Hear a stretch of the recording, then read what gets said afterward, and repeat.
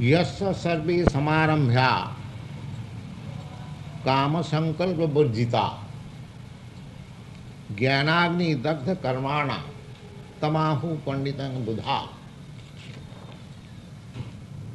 सत्या कर्म फलासंगम नित्य तृप्त निराश्रय कर्मणि अभिप्रवृत्तोपि नैवा किंचित करोति सा. Now, how one can work without any lust? This process is being described by Sri Kṛṣṇa to Arjuna. In our last meeting, we have discussed the previous verse that we may begin any gorgeous task, it doesn't matter, but we have to work in Krishna consciousness, not for sense gratification. That will make us free from the interaction of the activities. So long we are attached to work for sense gratification, so long we shall be under the obligation of reaction. Now, if we want to get out of the reaction of material activities, then this is the formula given by Sri Kṛṣṇa, kama sankalpa varjita. Kama means one's sense gratification. I want to do this thing for my sense gratification. That is materialism. But if I want to do something which will be satisfactory, which will be satisfaction to Krishna, that is Krishna consciousness. This very simple thing we are discussing in a different way. And this Krishna consciousness is attained by Jnanagni Dagdha Karmana. Yes? Look, from this angle, if the tape is broken. No, it's not. No. Just the end of the one. Just like if the fire burns everything, similarly, when we act in Krishna consciousness, after attainment of full knowledge of Krishna consciousness, then just like fire burns everything, similarly, the reaction of our activities will be burned. Jnanagni dagdha karmana. This verse we have already discussed, and the next verse is further explanation of this verse. Tatya karma phala sangam nitya tripta nirasraya. Now, whatever we do, we desire some fruit out of it. Anything we do, we expect some result out of it. Sometimes the result may be bad, or sometimes the result may be very good. But a person in Krishna consciousness should not be attached either to the good result or bad result. Because even if I want good result, that is my attachment. And Of course, if there is bad result, we haven't got any attachment, but sometimes we lament. That is our attachment.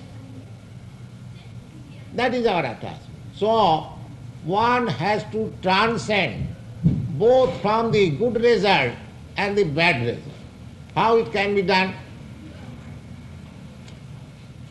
It can be done just like if you are working on account of some big firm.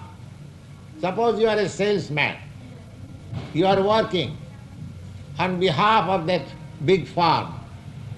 Now suppose if you make $1 million profit, you have no attachment for that because you know that this profit goes to the proprietor. You have no attachment. Similarly, if there is some loss, you also know that I have nothing to do with the loss, and it goes to the proprietor.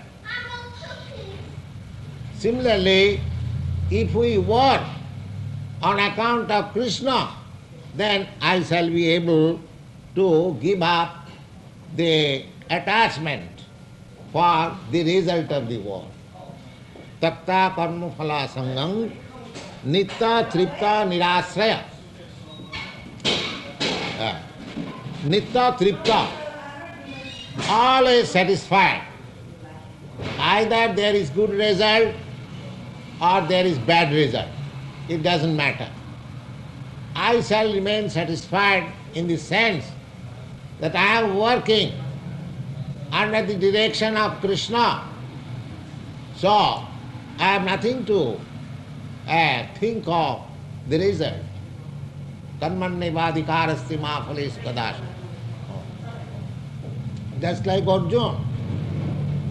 Arjuna did not like to fight with his relatives, with his grandfather, but because Kṛṣṇa wanted it, he fought and he was satisfied. Because the principle was that Kṛṣṇa wants it and Kṛṣṇa is satisfied. Although I do not like to fight, but Kṛṣṇa is satisfied, therefore I have to fight. This is Kṛṣṇa consciousness. Nitta tripta. He is not dissatisfied, though, oh, I have to fight against my relatives, my grandfather, my teacher. Nirasraya. Nirasraya means he is not under the obligation of any good result or bad result. Nirasraya. In this way, if we engage ourselves in any activity, karmani abhipravittopi, if one is engaged in such a spirit of neutrality, simply for the satisfaction of Kṛṣṇa, then the result will be karmani abhipravittopi, although he is engaged in every sort of work, naiva kinchit karoti sa, he is free from that work. He is free from the result or reaction of such work. So, this is the process that we have simply to act in Kṛṣṇa consciousness, and by doing so, the reaction of such work will not affect me. Nirasi jatachittatma takta sarva parigraha sarirang kevalam karma kurban napnati kilmisham. Kilmisham. Kilmisham means sin. We are materially so much entangled that even if we do not want to commit any sin, consciously or unconsciously, we are obliged to commit some sort of sins. We are in such a circumstances. Say, for example, just like animal killing. Animal killing, according to uh, Buddhist philosophy, or even according to Hindu philosophy, animal killing is a sort of sin. Now suppose I am not inclined to kill animals, or I do not kill animals, I avoid it. But intentionally or unintentionally, sometimes we have to kill animals. How is that? Now suppose we are walking on the street, there are many ants who are being killed by the pressure of our leg, unintentionally. Now, and suppose, of course, here you have got gas oven. At India, they have got ordinary country oven, and that is washed daily. And sometimes in the oven, some small germs and flies, they take shelter. But when you fire the oven, they die. So that is intentional. Sometimes you keep the jug of water, and within the underneath the jug of water, there are many, small germs and flies that take shelter. But when you take the jug, they are killed. In this way, there are so many processes, unintentionally or intentionally, we have to kill. But they are taken into account. They are also seen. According to strict Vedic literature, if you kill even a bug, you are sinful. You cannot kill even a bug. These are mentioned in the scriptures. Now, how we can avoid? How we can avoid? That is the thing. I do not like to kill, but sometimes unintentionally they are killed. Therefore, according to Vedic literature, there are 5 kinds of yoga performed to get oneself free from this unintentional killing of animals. Now here Kṛṣṇa says that sarirang kevalang karma kurvannapi kurvan napnoti kilmisham. If you make your principle of life that I have to work simply for maintaining my body and soul together. Sarirang. Sarirang means body. Because I have to execute, I have to understand Kṛṣṇa consciousness. But without this body, how can I understand or culture Kṛṣṇa consciousness? So, my body must be maintained. And if I want to maintain my body, intentionally or unintentionally, I have to commit so many sins. Take for example, those who are vegetarians, they may think that we are not killing animals. No, they are also committing sins. Because vegetables, they have also got life. So, the nature's law is that to keep up your body, you have to kill another body. Never mind it is vegetable or, animal or some fish or something else. You say, Jiva jivasya jivanam.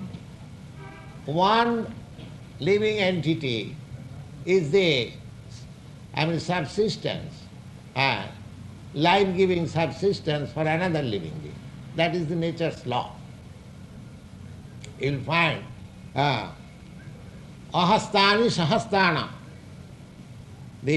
Everything has been very nicely discussed in Vedic literature. They have discussed all the points. Ahastani sahastanam. Those who have got hands, they are eating, living entities who have no hand. That means we are human beings, we have got hands, and we are eating animals. They have got only legs, they have no hands. So, ahastanam sahastanam ahastani. Those who have got hands, they are eating the animals which have no hand. And apadani chatuspadam, those who have no legs, they are being eaten by the four-legged. Just as a cow eating grass. So grass cannot move, it has life, but it cannot move. So, and apadanam sapadani. Nunang mahodam tatra. Nunang, those who are weak, they are being eaten by the, just like you will find lizard. In your country you don't find lizard. In India we have got many lizards in the wall. They are eating small ants. Nunang mahodam tatra. And in the snake kingdom, you will find small snakes are being by the big snakes. Similarly, in sea water also, you will find small fishes are being eaten by the big fishes. And the same law is applicable in human society. A big nation is trying to swallow up a small nation. You see, this is going on. This is nature's law. Nature's law. You cannot avoid it. But there are those who are Kṛṣṇa conscious. It is said that sarirang kevalam karma kurban napnoti na kilimsam. Those who are in Kṛṣṇa consciousness, they are not entangled in these sinful acts. How? They are also maintaining their body. So, when they are maintaining their body, they have to commit sins, they have to eat other animals or vegetables, never mind. So how they are not committing sins? These are very intelligent questions. That there is Kṛṣṇa consciousness. A devotee of Lord Kṛṣṇa, he does not eat anything which is not offered to Kṛṣṇa. Just like you take the remnants of your master, and the servant takes the remnants of after the master eats. In India, the process is the husband and wife, after the husband eats, the remnants are taken by the wife. The wife does not eat along with the husband. That is the old system. Now it is being changed. The husband and wife, they do not, the husband is supplied by the wife all kinds of good dishes, and when the husband is satisfied, some food stuff is left, and that is taken by the wife. So similarly, a devotee of Kṛṣṇa, he does not take anything, does not accept anything which is not offered to Kṛṣṇa. This is the process. Because his life is full of Kṛṣṇa consciousness. And Kṛṣṇa says in the Bhagavad Gita, you will find, suppose if you want to take things which has been eaten by Kṛṣṇa, then you have to ask Kṛṣṇa, what do you desire to eat, sir?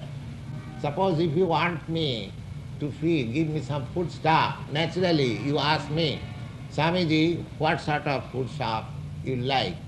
I have got experience here in your country. I was invited in Butler, here also, by some churches, and they wanted to give me some food. So they asked me, Swamiji, what you desire to eat? So I told them, I am strictly vegetarian, I shall accept fruits and milk, that's all. Similarly, if anyone invites somebody, it is natural that the guest is asked what sort of food stuff you would like. Similarly, Kṛṣṇa, if you want to offer something Kṛṣṇa, you must know what sort of food stuff he wants. How will know Krishna is not just present in your front? How will know that Krishna wants this foodstuff? Oh, that is stated in the Bhagavad Gita. Just like you can understand what government expects from me, you can know from the law books, from the civil codes. Similarly, what Krishna wants, it is stated in the Bhagavad Gita. Krishna says, Patram puspam phalam toyam jomi bhakta prajachati tadaham bhaktya puritam ashnami prajitatmanah. Now, Krishna, the Supreme Lord, he is not hungry. He is not hungry that I shall supply him foodstuff and therefore he will be maintained. It is not like that.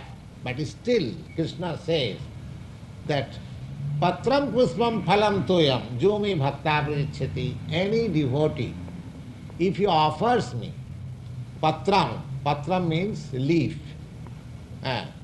puspam means flower, patram puspam phalam means fruit, patram puspam phalam toyam means milk or water.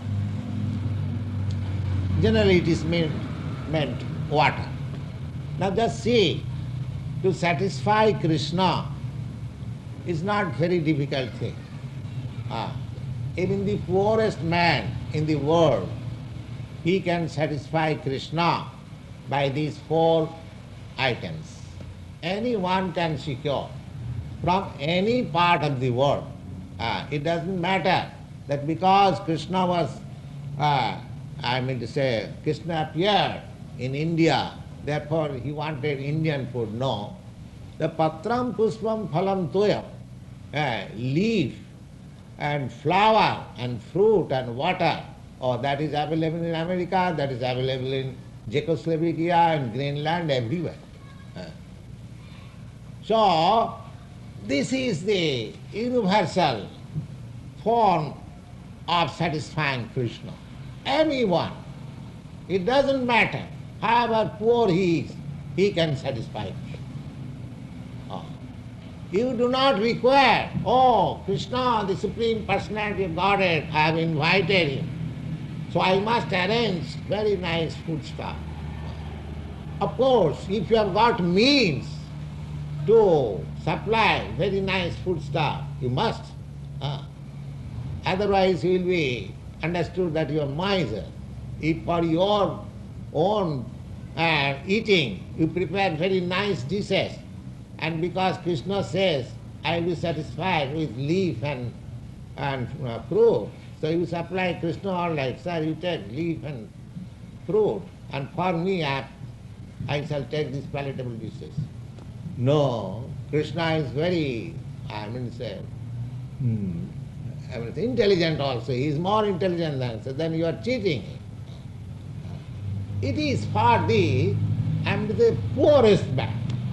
If you have got means, in India there are many thousands of Krishna temples all over India, especially in Vrindavan. I have several times told you that Vrindavan is a city only 50,000 people. Not even 100,000, 50,000 people is a small city. But there are 5,000 temples. All Krishna temples. Now each and every temple you will find how nice foods are according to the capacity of the temple owner. Very, costly foodstuffs are being offered, and those foodstuff is distributed among the poor class. Now at the present moment, after the we have got Swaraj or independence, the government has interfered with this sort of service. They say that this is waste of money. Why you are offering? They are becoming atheists. But this is not waste of money. At the cost of the rich man, the prasadam was being distributed to the poor class of man at a nominal cost. You see. Now, poor man, they go to hotel, but if they take prasadam in a temple, the far better quality foodstuff is supplied to him only at nominal cost. In the hotel, what will be charged? $1. He can have it in the temple for 10 cents. So this system was there. In our childhood, when I was a boy of 8 or 10 years, sometimes I used to accompany my father. My father was a great devotee. He would take prasadam from the temple. So I have got experience that we paid for 2 dishes 4 annas. 4 annas means, according to modern exchange, it is 5 cents. 5 cents according to your exchange value. Now for 5 cents we are very nice prasadam we can get. 2 persons we are fed. Still there is a place which is called Nathadwara. Nathadwara, if you pay there 2 annas, you will get what prasadam $2 worth. So this system is going on still. So if one has got sufficient means, he should supply Kṛṣṇa to his best capacity. But when Kṛṣṇa wants that you give me, he says, this is the lowest common factor. Patram pushpam phalam toya. Anyone, any poor man in any part of the country, they can supply Kṛṣṇa and take the prasadam. So now by taking that prasadam, you become free from the responsibility of being sinful. That is the point. That you will find in Bhagavad Gita that Jagyasishtasino santa mucchante sarvakilmishai. If you take the remnants after offering Kṛṣṇa, that foodstuff makes you free from all kinds of sins. So, anyone, it doesn't matter what he is, he can prepare foodstuff either family-wise or just like I am here single, I am cooking my foodstuff and I am offering my Kṛṣṇa and I am taking, and as far as possible, some of the remnants is distributed to the devotees. So this process we can adopt everyone because we have to maintain this body. So if we do not take Kṛṣṇa prasad, then I become responsible for all kinds of sins. But if we accept Kṛṣṇa prasad, then I have no responsibility. Because Kṛṣṇa is taking, just like Arjuna is fighting, Arjuna is afraid of sinful acts by killing his kinsman and his grandfather. But when he understood that I am fighting on Kṛṣṇa's account, so I am free. Say, Sariram kevalam karma kurvan na apnoti kilmisam. If you simply don't try to increase your artificial demands for maintaining this body. You have every right to live, and everyone has got right to live. Not only myself, even the ant has got the right to live. But in a human society, by our so-called civilization, we give all protection to the human society, but we don't give any protection to the animal society. Because it is due to want of Kṛṣṇa consciousness. When we shall be Kṛṣṇa conscious, then naturally we shall feel for every living entity, because we shall know, because in the Bhagavad Gita it is stated Mamai vangsa jiva loke jiva bhuta sanatana. All these living entities, they are all my fragments. They are parts and parcels of Krishna. Under circumstances, some of them have become lower animals, some of them have become big men, some of them become has demigods, some of them become small germs. It doesn't matter. But they're all parts and parcels of Krishna. So a person who is under Krishna consciousness, he cannot make any injustice to any living entity. That is Krishna consciousness. Therefore, one who has dedicated his life for acting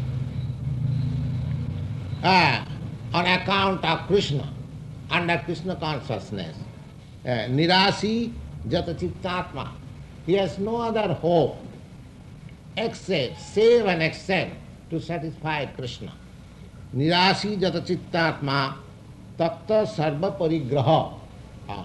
He doesn't like to make, exploit the resources of the material nature.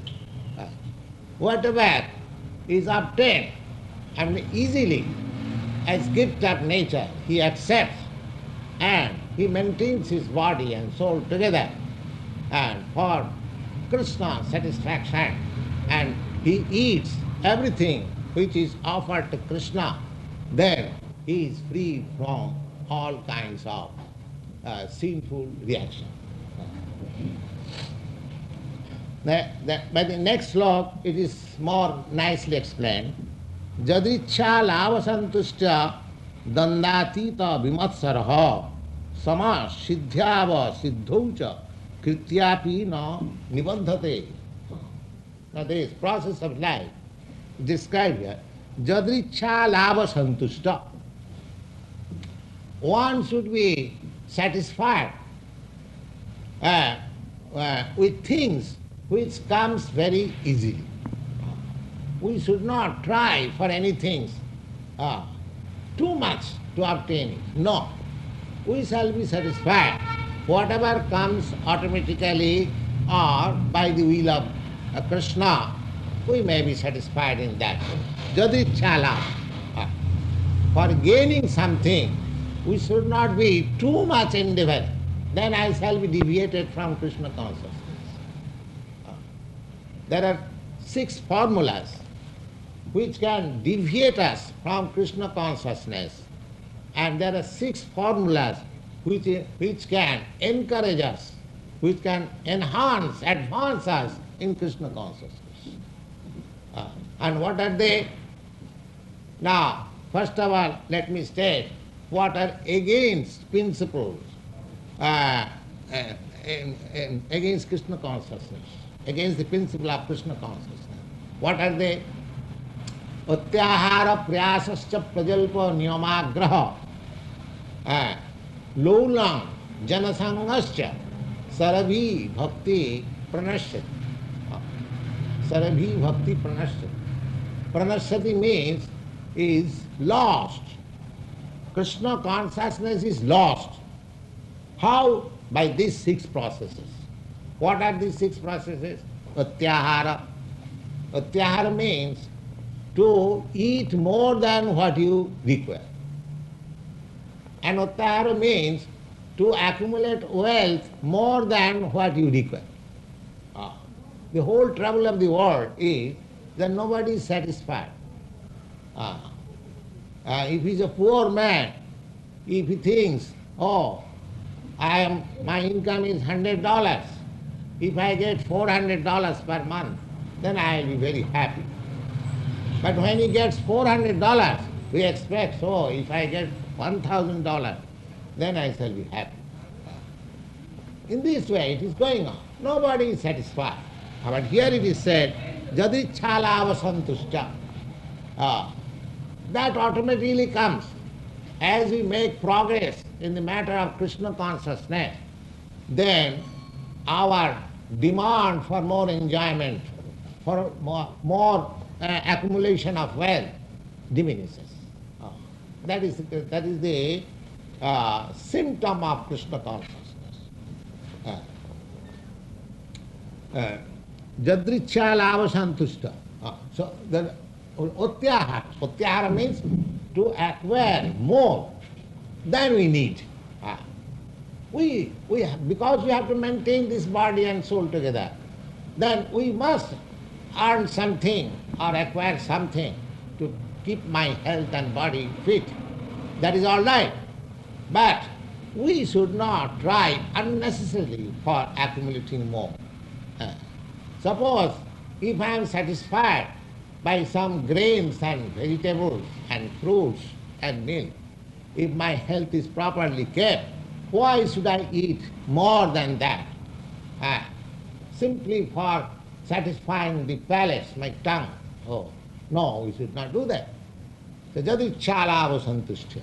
So utyahara, to accept more than what we need, that is against Krishna consciousness. And prayasa means we have to acquire something. But if it requires a heavy work, heavy, endeavor, we should avoid it. We should avoid it. Utyahara prayasasya prajalpa. Prajalpa means for nothing talking nonsense. People are accustomed to talk so many things unnecessarily.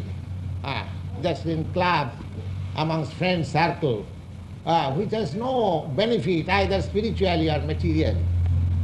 So such sort of talking should be avoided. Utyahara prayasasya prajalpa niyamagraha.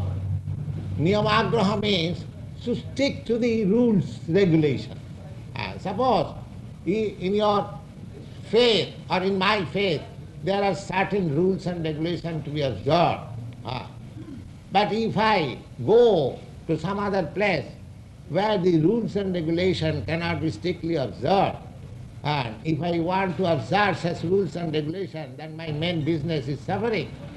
So we should not stick to the rules and regulations, we should see to the business. Just like I am an Indian sannyasi, I have come to a country, to your country. There are many rules and regulations in India which is different from your rules and regulations. But if I follow, if I stick to rules and regulations of Indian and conception, then it is impossible to remain here. So I have to propagate this mission, Krishna consciousness. So I am not so much attached to the rules and regulations, but I am attached to the preaching work.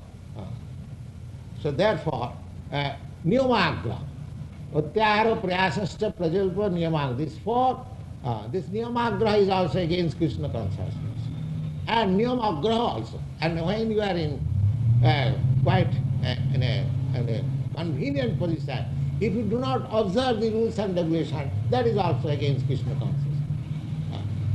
Utyahara prayasasya prajalpa niyamagraha. Lolam means greediness. That is against Krishna consciousness. Lolam and janasangasta. Janasangasta means to associate with persons who are not interested in Krishna consciousness. We should avoid. We should avoid association of persons who are not interested in Krishna consciousness. If we make more association with persons who are not interested in Krishna consciousness, then it will go against me. So these are 6 against rules. Similarly, there are 6 favorable rules. What are they? Utsahat, dhajyat, nishchayat, tattat tatma pravartanat, sato vritti, sadhu sange, sarabhi bhakti prasiddhati. Prasiddhati means it flourishes. The cause is advanced. How? Utsahat. We should be very much enthusiastic. Krishna consciousness is so nice. We have heard about Krishna consciousness, so nice things. It is so beneficial for successful human mission. So I must have it. I must execute this Krishna consciousness. This is called utsaha. to become energetic. Not lethargic, but energetic. Yes. So Utsaha Dhairya. Dhairya means with patience. Suppose I have begun immediately. So if there are so many impediments, I am not immediately successful. Oh, that doesn't matter. I must be patient. Utsaha Dhairya Nishcha. Nishcha means with confidence. Confidence. Because Kṛṣṇa says, this is this. So I must have confidence. Though Kṛṣṇa says like this, so it is sure to be successful. I must have that confidence. Susad, Dhajjat, Nishchat, and Tattat Karma Pravartana. And you have to do, you have to act accordingly, as Krishna says. If you do not act, then the Tattat Karma Pravartana, Satu Vritti, and your profession should be very honest.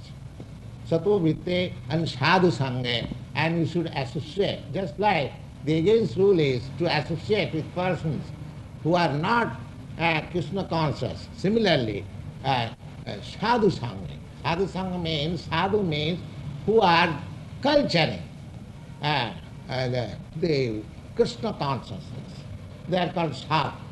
You'll find in the Bhagavad Gita, Apiche Sudurachara Bhajati Mam Anannabha Sadhureva Samantabha. About sadhu, I have explained several times. The sadhu sangha, we have to make association with persons who are spiritually interested and who are trying to culture Krishna consciousness, that association. So these 6 things will elevate me to the path of Krishna consciousness, and the other 6 formulas, they'll go against me. So, Jadrichālāva Santushta means that my principle should be how to excel, how to become successful in Krishna consciousness in this life, and so far other things are required for maintaining my body, I shall be satisfied. Whatever easily comes by the will of the Supreme Law, I should accept. I should not make much endeavor for artificial fulfillment of our desires and senses. So, Jadrichālāva Santushta Dandatita. Dandatita means he should avoid quarreling. Because this world is full of, especially this age, people are seeking how to quarrel, you see. So we have to avoid quarrel, you see. Dandatita Vimatsara, and we should not be envious. Sometimes we are faced with persons who are envious to us, but we should not be envious. Just like the best example is Lord Jesus Christ. His enemies who crucified him, they are envious of Jesus Christ. But Lord Jesus Christ was not envious to them. When he was being crucified, he prayed God, "Oh Lord, they do not know what they are doing. Please excuse them." Just see how much, noble he was. Vimarsa, he was not envious to anyone, even to his enemy. So Krishna consciousness teaches us that they are not envious even to the enemies. The Vimarsara, Sama. Sama means equal to everyone. Siddha, Siddho, Asiddho. Now suppose that we do not expect in Krishna consciousness, it does not matter, just like Arjuna was fighting in Krishna consciousness, but his only beloved son, Abhimanyu, he was killed there. He was killed there. But because we are fighting, there may be some party men, some of my party men, they must be killed. I cannot expect in fighting that I shall be simply victorious and the other party will be killed. No. So, that was a great shock to Krishna Arjuna. He was the only son, and he was 16 years old, and he had a young wife. And so just see, but he was steady, even at the death of his only son, Siddha Siddho Chakrityapi na nivadhate. In this way, if we make progress, Krishna consciousness, then we are free from any reaction of the world. This is the whole point.